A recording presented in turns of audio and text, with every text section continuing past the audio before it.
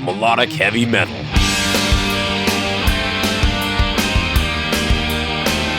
Playing it heavier, louder, raunchier, faster. This is the Signals of Intuition.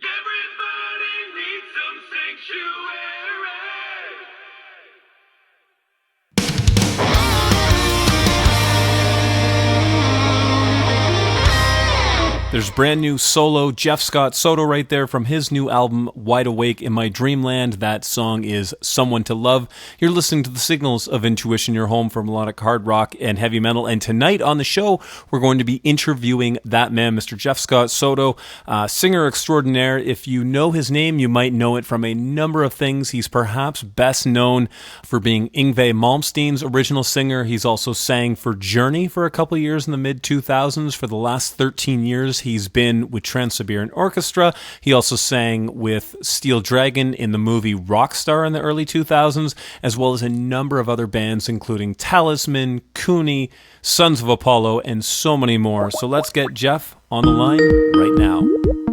Hey, Jeff, how's it going? It's Brandon calling from the Signals of Intuition. Doing great. How are you doing, man? Doing good. Doing good. At least we can now say after 10 months of all this crap we're dealing with, people can actually say they're doing good again, you know? Yeah. In the beginning stage of this, if I had to do interviews for an album, hey, Jeff, how you doing? Well, what do you think? Hiding out like you are? Exactly. Oh, that's great. Where are you based in the U.S.? L.A. Oh, okay. Actually, a friend of mine I'm in Canada, and a friend of mine just came home from L.A., and he told me, yep, it's just as dead as Canada is right now. Oh, yeah. There's nothing going on here, man. And even before COVID, it was kind of dead here. Fair enough.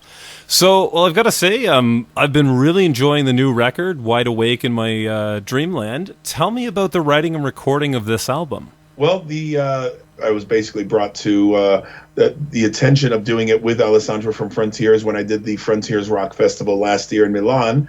We met for breakfast the next day, and we were discussing things going into the future, and one of them was my next solo record. It was by their request that I do the album with Alessandro, and I took that challenge absolutely without question, because not only have I known Ale for about 15 years now, just watching what he's been able to do and what all the things that he's been able to achieve for himself with Frontiers the past few years. I'm so proud of him. I'm proud of him as a friend, as a colleague, but I also was looking forward to finally us getting together and working together. So it surely was a chemistry and match made in heaven as far as I was concerned. He made it so easy to do what I do by first writing all the music. He wrote all the songs on the record as far as the music. He demoed everything himself, so he was playing guitar and everything on the initial demos.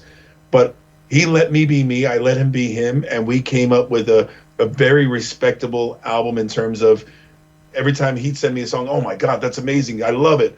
I would finish a vocal, send it to him, oh my God, Jeff, this is great, I love it. So it was a love fest through and through.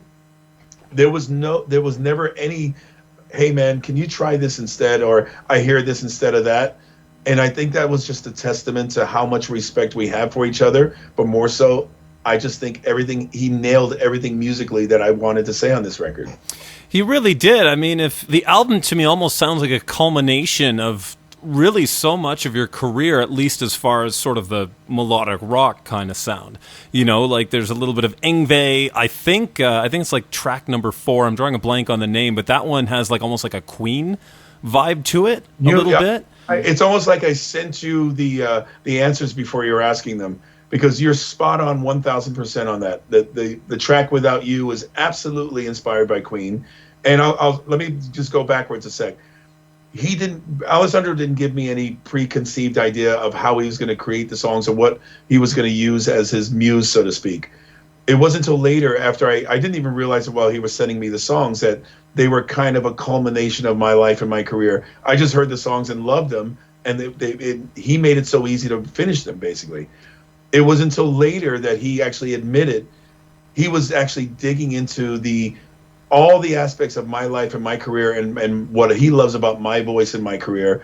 And he culminated that into what he thought would make the perfect JSS album. Now, if he told me that verbally before we started, I would have stopped him and said, you know what, dude, I'm not interested in a plagiaristic version of what's already out there, what I've already done. And we might have a completely different record because of that. By the fact that he didn't tell me, he just went for it and did that. I didn't necessarily hear it. I just loved the music. And in the end, I was like, oh my God, this song sounds like Talisman. This one sounds like I'm a Viking. This one sounds like it could have been a collaboration with Brian May, because even as he was tapping into things he loves about my voice, he actually dove into something that he loves about my influence. And he knows I'm a huge Queen fan. Therefore, he gave me a Queen-esque type of song. So, man, you nailed it by actually saying that, because I was going to bring it up anyways. And that's one of the reasons why this album is so well-rounded. He truly tapped into the JSS helm, so to speak. And he brought out something that was new, fresh, and original, but it was also kind of like an homage to everything that I've already done. For sure. Yeah, it's I got to say, like, it's a really, really, like you say, well-rounded. The songs are great. I would have never guessed that it was just kind of, I just kind of had Alessandro sort of write it for me. It's like, it has that whole band feel to it. You know, it really does. It's funny mentioning the Queen, though, because I had tickets to see you at Prague Power doing the Queen tribute that you were going to do this year. So that's sort of what made me think of Queen, too, because I sort of thought, well, I wonder if he's tapping into that kind of sound. Well, musically, Alessandro did that without me asking, or without me saying, hey, can you write kind of a Queen type of thing. He knew when he was writing that, it's like, man, this is going to be a defining moment for me, even as a writer. He knew he was writing something that was of epic proportions, even for himself. So he immersed himself into it as if he was writing a song for Queen, as if he was writing guitar parts that Brian May was going to actually play back. So I think he just absolutely nailed it, because I'm even reading comments from people on the actual video clip, or just reviewing the album, saying that this song is truly the quintessential tune for my career, not just for this album. For sure. I would definitely agree with that. And that was an early favorite. The first time I heard the record, that song just instantly grabbed me. But I mean, there's so many great ones.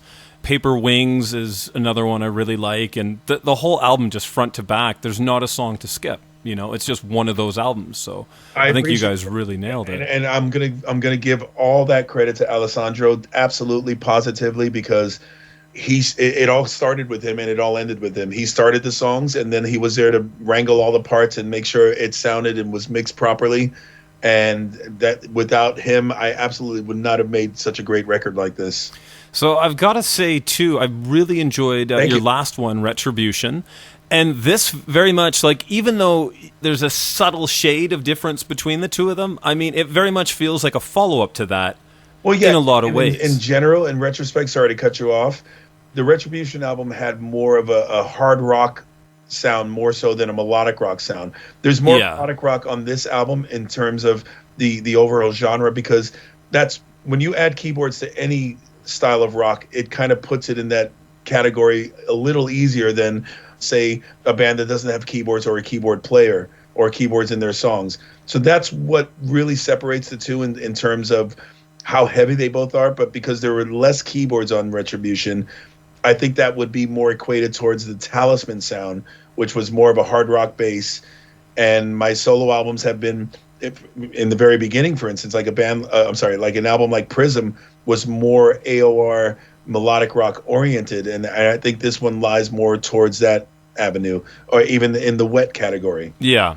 I mean, too, at the same time, you've got half the band playing on this as well. You know, Edu's back on Edu, I'm not sure to say his name, on drums. Edu, yeah. And August on guitars as well. So, I mean, there's still that element, too, that kind of, you know, brings the two albums together. Absolutely. And then let's not address the elephant in the room. The guitar player on the majority of the album, Fabrizio Scattoni, this guy is, I still have never seen this guy in person. I've never shook his hands.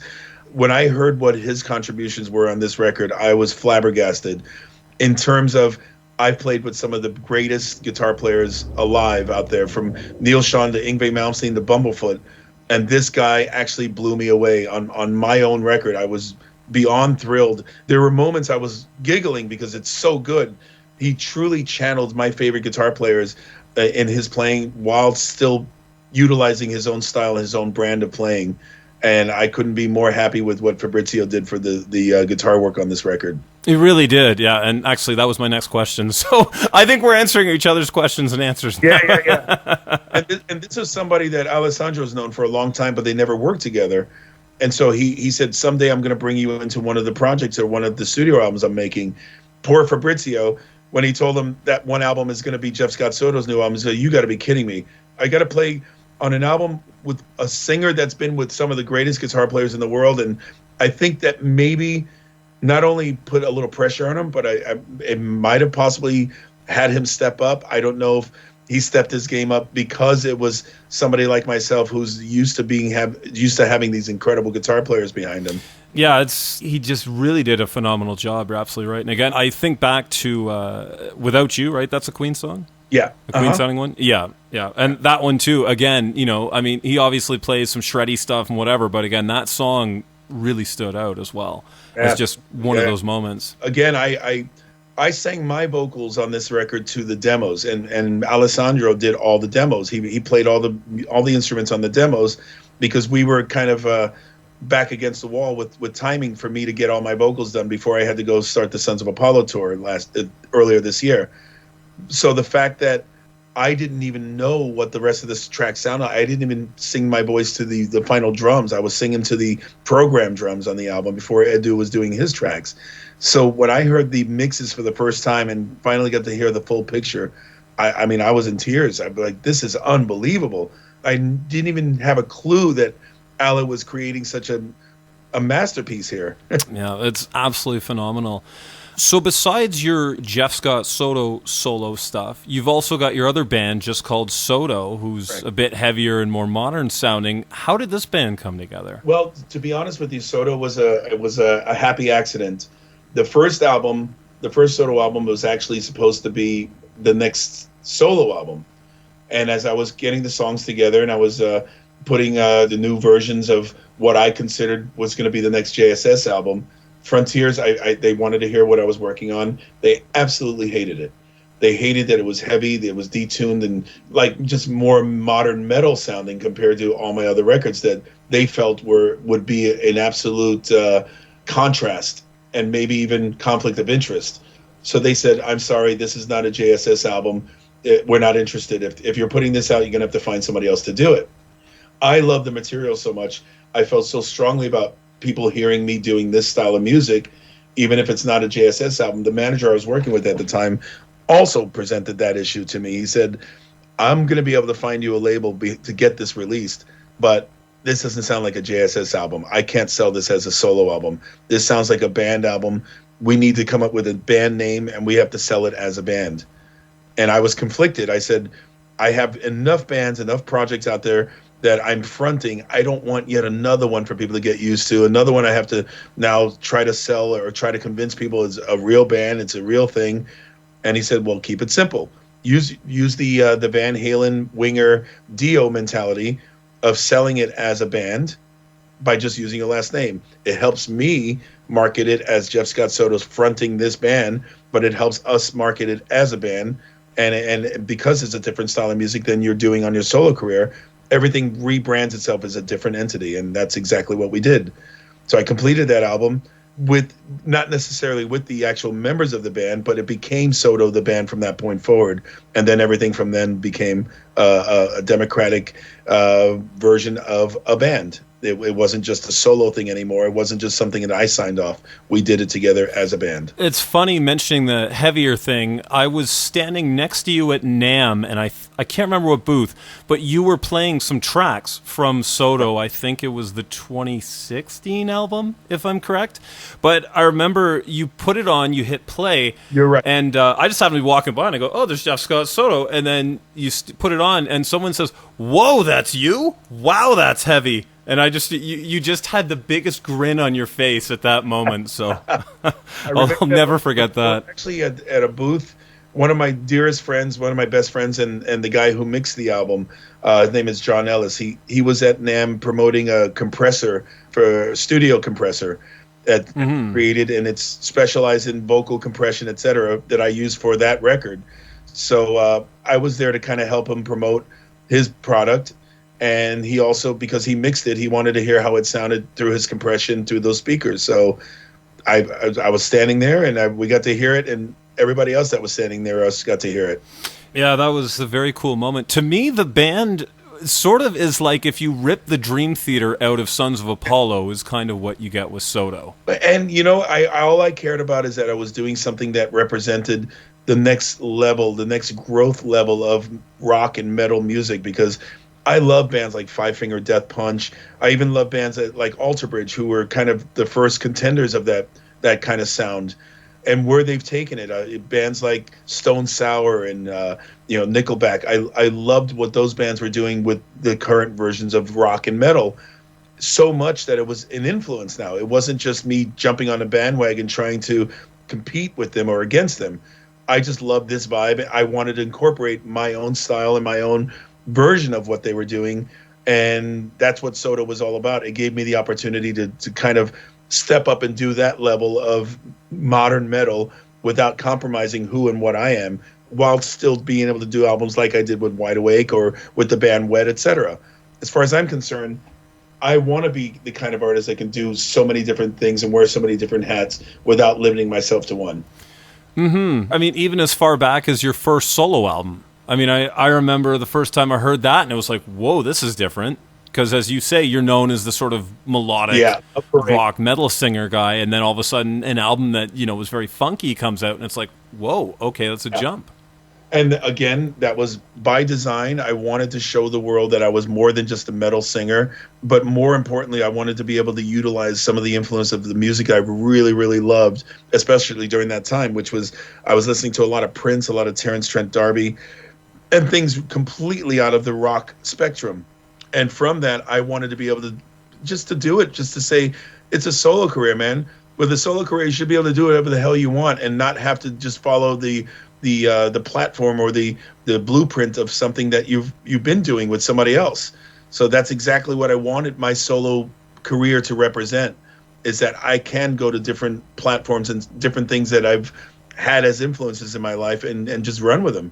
I have the open kind of forum. I have the openness of not being a household name to be able to tap into these things and I don't want to say get away with it, but I kind of have the excuse now, especially now, because I have released things that are so different from one another that my fans realize that I'm not a one-trick pony. And that was always my goal. My goal was to be as diverse as somebody like Freddie Mercury or as Queen. When you're so influenced by a band that taps into so many different diversities of music and genres and styles, and you can't help but want to idolize and kind of formulate your own career around that ideal. And that's exactly what I did. I wanted to be, I don't want to say the next Queen, but I wanted to be able to get away with everything that I wanted to do musically and have it be believable, not just because I'm following trends. Yeah, that's a great way to put that sentiment, really, and it's been so much of your career. It's amazing, just changing gears here a bit. Looking through your, discography is so thick and so dense with so many different bands. And you and I chatted a couple years ago and we talked like Yngwie, Kuni, Talisman. One of the bands that we didn't get to discuss is Axel Rudi Pell. How did you come in contact with him? That was a friend of mine, a high school friend of mine. His name is Roy Z. He's a guitar player. Yep. Yeah, so Roy Z is.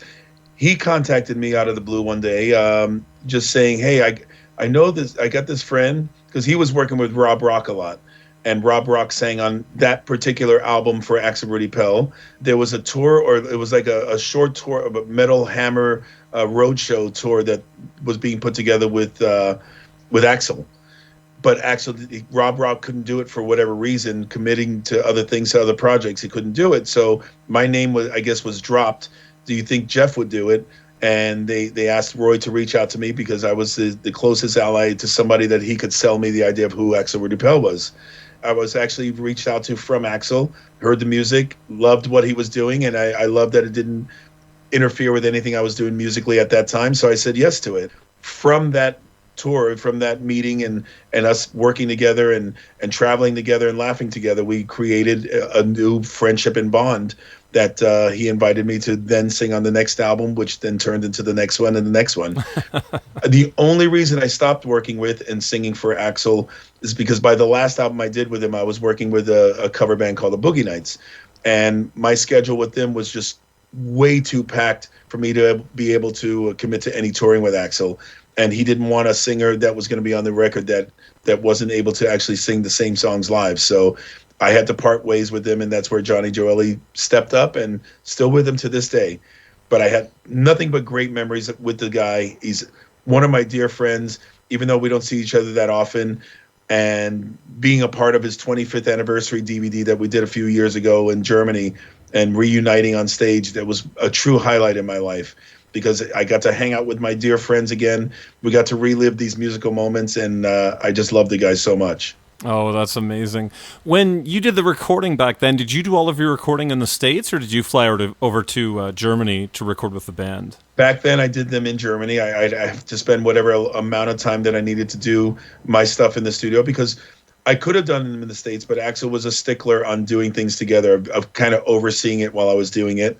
The only album that was the last one, I think it was called Magic, or was it the Oceans? Whatever the name of I get them confused, which the order. The last album I did with him was unfortunately done here in the U.S. Unfortunate for him, because when he heard what I sent him as far as the takes, he says everything's really close, but I really need to do this with you. So I had to take off a week of Boogie Nights to fly to Germany, jet lag and all, and we basically just fixed all the sections that he wanted to fix or finish before we could say I was done with the record. And that's what we both kind of realized. This is not really going to work for us, because I'm not able to commit the time that's necessary for you to be able to do things the way you want to do them or need to do them. Yeah, and that's very true, especially as it's taking that toll and you're both like, it doesn't fit in our lives anymore. Yeah, and it had nothing to do with falling outs and such. That's what everybody wants to think and say. It sells the story a little better, but it truly came down to I just couldn't commit to the time anymore. Yeah. Now, on your new album, the live portion of the album, the final song is Stand Up and Shout. Tell me about your involvement with the movie Rockstar. Was it just a quick studio session you got called in to do, or were you more involved with the filming and promotion and all that kind of stuff? I was only a hired gun for the actual vocals on it, and I was singing a lot of backing vocals for Tom Werman, the ace producer. I mean, his laundry list and discography of albums that he created are just overwhelming, especially. That's insane. Yeah. My book, he's one of the best. So the last album I sang for him, I think was in 95, if I'm not mistaken. The last album before he went into retirement was for a band called Pariah. And we had done so many records already at that point. I did Steelheart with him. I did Lita Ford with him, Striper, et cetera, et cetera. Every time I work with him, he said, man, you're so quick in the studio. You're so knowledgeable. You're so blah, blah, blah. Someday I'd love to work with you as a lead singer. I think it'd be a lot of fun to produce you. And that opportunity never came up because he went into retirement. Now, fast forward to about 5 years later, when they basically brought him out of retirement for the Rockstar soundtrack, because they needed an ace 80s style producer. They knew Tom Werman would be the guy, even though he wasn't doing it anymore. They pulled him out of retirement. And one of the first names he dropped when they said, we need a singer for the lead character of the movie. Actually, no, I'm sorry. They were looking first for the lead singer for Mark Wahlberg's voice. I was the name he dropped. Who's this guy? We don't know this guy. And luckily, to my credit, knowing Zach, knowing Bonham, knowing Pilsen, knowing everybody in the fictitious band, they vouched for me the same. So that's pretty much how I got the audition, so to speak. I went into the studio, knocked it out, and it was a love fest. It was like we were a real band. I got to do those songs like we were a true band. And the only drag about it, I would have loved to have been the actor that portrayed those songs. Now, fast forwarding, I did the songs. I did all of them. I did even Long Live Rock and Roll. I did everything that was portrayed in the movie from Wahlberg or the original singer. And it was the director of the movie that said, he's great. He's a great singer, and even the music supervisor, they both said, but he sounds too seasoned. He sounds too veteran-like. He doesn't sound like a green, young guy that doesn't have the experience. He sounds too seasoned. So I lost the Wahlberg voice, but they put me to the singer of the original singer, which is Bobby Beers. He was the one in the one that Mark Wahlberg placed. So I got that. At least I remained in the movie. My voice remained in the movie, and I'm part of something that's become such an important part of now even my live show, because people expect, because I sang that song and they know that song worldwide, when I do it live, everybody knows this tune because they know the movie. Yeah, it's funny. I mean, I talked to Mike or Milyanko Medijevic not long ago as well, and we chatted about that too, because I had no idea that you guys both went and all sang all of the songs, and then afterwards they just kind of picked, okay, we'll give half to Jeff, half to Mike kind of thing. Well, when they decided Mike was the better choice for the Mark Wahlberg voice, that's, obviously they were going to keep us both, and even Miles Kennedy got a little smidge, because when he appears at the very end of the movie, that's actually his voice. The funny thing is, I think it was his version of stand up that I learned the song from, if I'm not mistaken. I don't think it was Millie's. I think it was Miles. He was already in the running for the voice for one of the main characters. But again, his voice didn't sound the way they wanted Mark Wahlberg's voice to be portrayed. So that's why they wrote him into the movie at the end as the one that's going to now replace the replacement.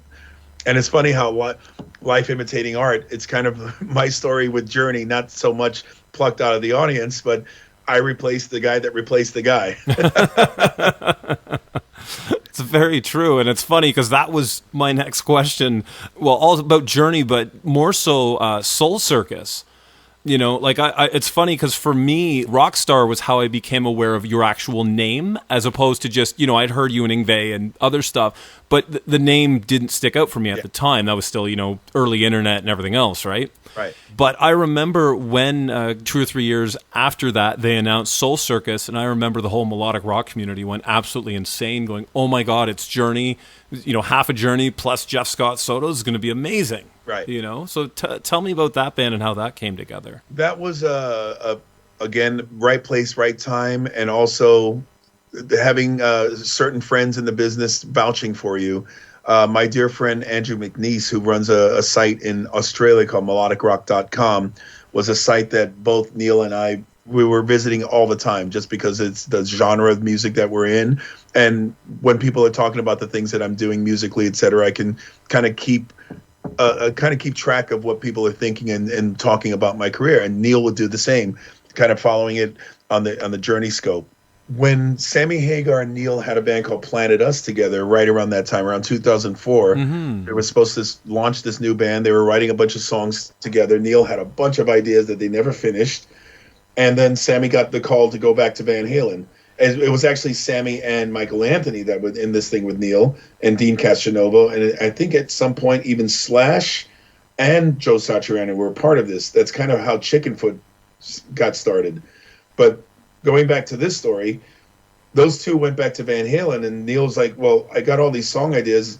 I don't know if this is permanent for you guys. I don't know if we'll ever get this thing off the ground. I want to continue this idea with Dean. And so just on a whim, he reached out to Andrew McNeese saying, hey, man, every time I open your page, these people are talking about this Jeff Scott Soto guy. Who is this guy? Well, is he that good? Why are people always talking about him on your pages?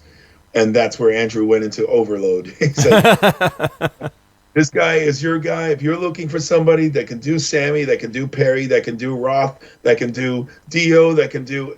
Basically, he said I was the jack of all trades vocally. And from that, it prompted Neil to ask him for my number, and I got the call from Neil Schon telling me exactly what I told you. He wanted to continue the ideal of this new music and this new band, something that was a little heavier and an offshoot from Journey that wasn't an expectation of sounding like Journey. And so, thank God, Andrew told me that Neil was going to be calling, because I would have thought it was a crank call. So from that, it was, we had a great discussion, and it was also the week before the NAMM show was happening, and we were talking about NAMM already. It was the week before that Neil was attending to do some things and appearances for his own stuff. And I was also going to be appearing. I was going to do my own things. And Neil said, we got to meet up. He goes, actually, I'm supposed to do this jam thing for Gibson. We should just put a band together and just do a bunch of covers. We'll do a Journey song and maybe a Zeppelin song, and we'll just jam. And then we can kind of feel it out then.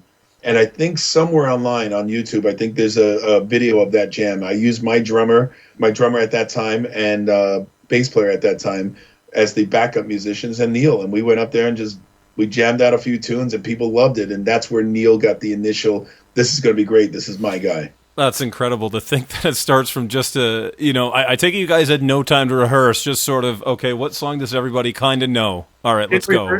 But we rehearsed at the sound check. They did. Oh, okay. They allowed us to do a sound check because obviously the guys playing, I'm a singer. I can sing through any PA with any microphone, but musicians kind of need to know, what the drums, the setup, and they can't just go up there and do what they do with somebody else's setup. Everybody's got their own customized version of what they need to do beforehand. So we were allowed a sound check, and that's where we went over the songs that we were doing, and it went over like gangbusters. That's incredible. Was it because of Soul Circus that Neil said, "Hey, we need someone for Journey. Let's try Jeff again"? Yes, kind of, and sort of. They weren't necessarily looking for somebody for Journey, but the fact that I was now with Neil and he heard me do so many Journey references, even from sound checks at Soul Circus to when we're hanging out and I'm sitting at a piano and I know so many Journey songs. I mean, this band is just so deep within my DNA. Him knowing that I was as steeped into Journey material as even somebody like Dean Castronovo was. I wasn't a guy looking to be Steve Perry, but that influence was so deep in my DNA. And knowing all that music, it was something when the opportunity came up where Steve Augeri was having his vocal issues, and the only choice was to pack it up and go home, or to find another singer. When that came up, I was the first choice. Now, I was absolutely positively not Jonathan Cain's first choice, and I'll tell you the very early stages of when I did jump into those shoes were not easy for me because Cain was very resistant. He was very concerned that because of my hard rock and metal background, that I was going to portray Journey the wrong way. That I wasn't going to pay respect to everything that they were about. Whereas he didn't realize that I had nothing but that I wasn't going to incorporate anything that I did on the hard rock front or the metal front and bring into that band. I was going to absolutely positively pay tribute and respect to everything that band stood for. So it took a minute to kind of settle and calm him down in terms of it was a good decision to get me in there. But when we were rolling, man, we were cruising. It was a great vibe. I love singing that stuff, and it's a bummer it ended the way it did. It's a drag on all counts that I can't even show somebody on their website that I was part of this band. It's everything is pretty much removed as far as my involvement with them, and I didn't expect my name to get dropped at the Rock and Roll Hall of Fame thing, but you know what? I'm going to go on record saying that I sang for a Rock and Roll Hall of Fame band, and you can't take that away from me. Yeah. Well, I mean, until they eventually add TSO in there as well. Wouldn't that be something? Oh, man, that would be awesome. Yeah. How did that gig come about as well, TSO? Well, that came about shortly after I was fired from Journey. I'd known Al Petrelli since 1990, who's the musical director for TSO, and he was also in the band Sabotage before they split up and became TSO. Al's been there from the jump. He's been from the very beginning of TSO, the very early stages of it, till now. He's a mainstay, and he's one of the formidable members of the whole structure. I ran into Al at a wedding, I believe it was in 2001. It was just around the time where they'd already made the two bands. They had to split them up to kind of be able to do a holiday show in a good bulk of the country. And because there was a demand to have more shows, that one band couldn't do them. By then, they were successful enough that they were split up. And I ran into Al at this wedding where he was telling me about this band and what they were doing. And as he was describing it, I'm back in my head, I'm like, oh, good luck with that. That sounds interesting. Doesn't sound like something I'd be into. Hey, good luck with that. Tell me how that works out for you, kind of thing. I wasn't cocky about it, but I was like, ooh, this doesn't putting the marriage between Broadway and 80s metal band. It just didn't sound very appealing to me. But it wasn't until later when I got the call from Al, said, hey, remember I was telling you about that Trans-Siberian thing? It's doing really well. We're in the studio now, and my boss, Paul O'Neill, has written this new opus. It's a non-holiday album that we're working on, and he's tried every singer under the sun. You name them, they've been here, or their names have been dropped. And I told him about you. And this was literally like 2 or 3 weeks after I got fired from Journey. And he told me that Paul's initial reaction was, Jeff Scott Soto, he's a tenor. I need a baritone. And Al says, no. Jeff is a baritone who can sing tenor, but he would be perfect for this. So they flew me out. I went to Tampa, met Paul O'Neill, and we spent a good 9 hours talking and maybe 20 minutes doing music. The fact that I honed into what he was telling me on all the infrastructure of what TSO is about, what these songs were about, what this story was about, and I honed into that character that he was looking to represent those songs. All he had to do was hear it within 20 minutes of actual singing, because I absorbed all the information that he was giving me, and from that I was that main character in the Night Castle album, and that's how I got into TSO. From there, it snowballed into doing their winter tours, and I've been part of this organization for 13 years now, and I couldn't be more proud and happy and humbled that they keep me in their fold. That's incredible. I've seen the East version a couple times. I sadly haven't seen you with the show, because I think you always stay West, don't you? Yeah, because Al is the MD for the West, and that's kind of his thing. It's like, brother, I got you into this thing, and as long as I'm doing it, I'm not letting the East take you away from me. Oh, that's funny. Yeah, I spoke with Nathan James a little while ago, too. He says hi, by the way. Oh, great. I love Nathan's. My brother from another mother. Very quickly, Sons of Apollo, I caught you with them in Battle Creek really just before all this started with COVID. Oh, my God. That venue. Oh, Jesus. That venue holds a very special place in my heart, I'll tell you right now. And I'm not saying that sarcastically. It's just the way it's designed. There's no dressing room. The way we had to walk from the bus outside in the snow to get into the back door to get on stage. But my God, the energy in that place and the way we made those walls sweat. I absolutely love that we played that place twice on both tours. Yeah, I was there for both. It was, I'll never forget the first time, you guys go for you guys left the stage, and then the band starts playing, and we're like, where's the singer? And then we all look to the back, and you're sitting at the bar singing, and I thought that was just great. It was a perfect setup for doing that, because I would do that in some venues that weren't really designed for that. And there was even some venues, I'd get to the bar, and they'd already closed, and I'm like, okay, I know you're closed, but I just need a shot of vodka. It's a little bit that I'm doing here. I'm like, nope, I can't serve you. No, you're not serving me. It's part of a bit. I'll give it back. I'll pretend I'm drinking it. Dude, we can't do it. And there would actually be fans coming over, get him a shot right now, I'm paying for it. And they would insist so I can actually get my bit done. I think there was only one gig I came up empty-handed, so I just made the most of it. Oh, that's great. Are there plans for you guys to continue writing music and touring? The touring part, yes. We've rebooked the 2020 tour for starting in April, hoping that we will be able to do it, even if it's a limited capacity or whatever we have to do, however we have to do it. I'm hoping that's not going to be moved a third time, or actually this is the third time it was moved. I'm hoping it's not moved to a fourth time. But we're resuming in April and May next year with the idea of doing festivals in the summer in Europe. And one of the reasons I guess we haven't started on new material is because we feel cheated that we didn't really get to go out and promote this album. To us, this album is still new. Mm-hmm. Yeah, I mean, again, like I happened to catch it when the thing was first released. Like I'd only heard a couple songs by that point because it was so new. Right. It had just come out. And we'll have a chance to live with it. I think it'll be a better received show once we get it out there, because they'll know the songs almost as well as they know the first album. Mm-hmm. And also, I've heard rumblings of a new W.E.T. album. Is there another one on the horizon? Yes, I think tomorrow's the official press release coming out. That album was done during this whole COVID time. And again, just like Wide Awake and My Dreamland, we had nothing but time to commit to it compared to trying to wrangle up schedules to find everybody when they were available to do it.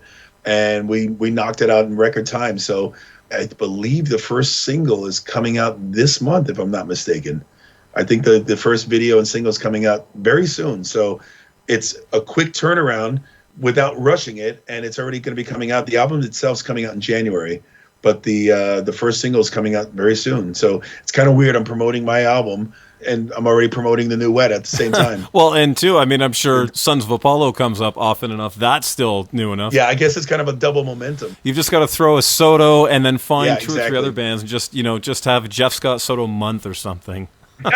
Just no, I mean, that again too is a testament, to being able to have that where you've got all these your hands in all these different things.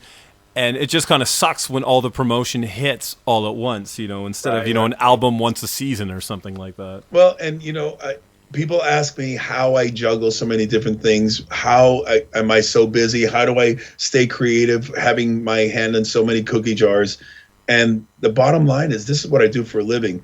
I don't think about music and working on music as work. I think of it as it's like breathing for me or sleeping to me. It's so innate.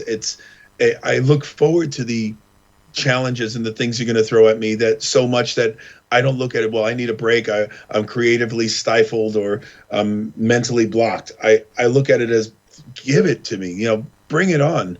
And that's how I do it. I can wear so many different hats because there's so many.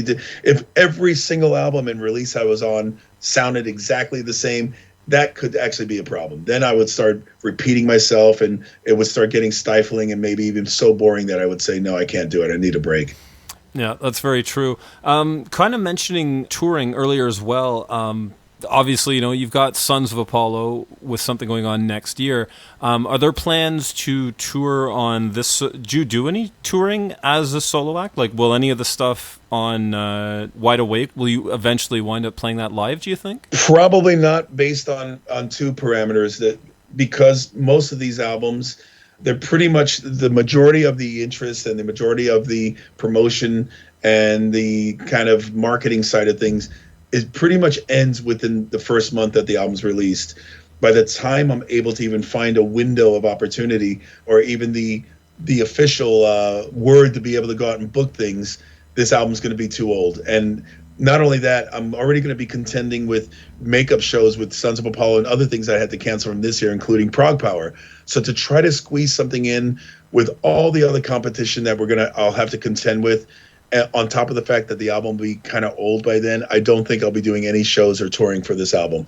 I'm making up the losses of the other ones, including next year if we're able to do TSO. So my year's already kind of made up, and I have to respect that I'm not only going to be so busy, I have to realize that my voice might be a little too fried to just keep packing and stacking it all up. I don't want to kill myself vocally just because I want to try and promote a few shows, sell a few more albums. Yeah, fair enough. Now, on that note, so you've got the new W.E.T album coming out. What else is there anything else you can talk about coming out in the future? Any projects, anything like that? There's one more I'd like to add to the mix. The guy that plays second guitar and keys in the band Soto, he's a Brazilian singer. His name is BJ. He's a brilliant lead singer, and for years I've been trying to get his voice heard worldwide. He's had his bands and his releases in South America, but nobody around the world knows him as the lead singer that he is. I finally found that vehicle in a new project called Spectra. It was something that Alessandro and I co-wrote all the songs. We co-produced the record. Edu is again on drums. Edu's the go-to guy. He's part of this new band, Spectra, and the album is done, and that's also coming out early part of next year. So I sang all the backing vocals on the record because I had to demo everything for BJ to have a reference to know what he's doing with the lead vocals. So my backing vocals remain on the record, but I co-wrote every song with Alessandro, and it's a great debut. So that's another one that's going to be coming out. And I also sang backgrounds for Joel Hoekstra's new album. Russell Allen's doing all the vocal duties this time as opposed to splitting them. Oh, cool. But I did all vocals, and so that's 4 records alone that I did this year during this quarantine time. And there's a couple other things, but I can't talk about them yet. Fair enough. I know how the whole embargo thing goes, so that's all cool. Well, Jeff, I want to thank you so much for taking the time out to do this and going over time as well. That was greatly appreciated. And also just for all of the amazing music through the years, from right at the beginning, from, Yngwie all the way through everything you've done. I think I've got about 80% of it, so... Thank you, man. Appreciate that. So, yeah, best of luck with the new solo record. Can't wait to hear the new W.E.T. when that drops. And I'm looking forward to the Spectra project as well. That sounds really cool. Looking forward to that. Yeah, it's all good quality stuff, man. It's again, I can't say enough about my time with Frontiers and the fact that we're 18 years later, we're just finally getting started. Yeah, no kidding. Yeah, after 18 years. That's great. All right, Jeff. Well, thanks again. I won't keep you, but I want to thank you again, and best of luck out there. Can't wait to catch you when all this stuff finally ends. All right, man. Be safe. Happy holidays and all that, and hopefully see you soon. All right. Thanks so much. Bye-bye. Take it easy.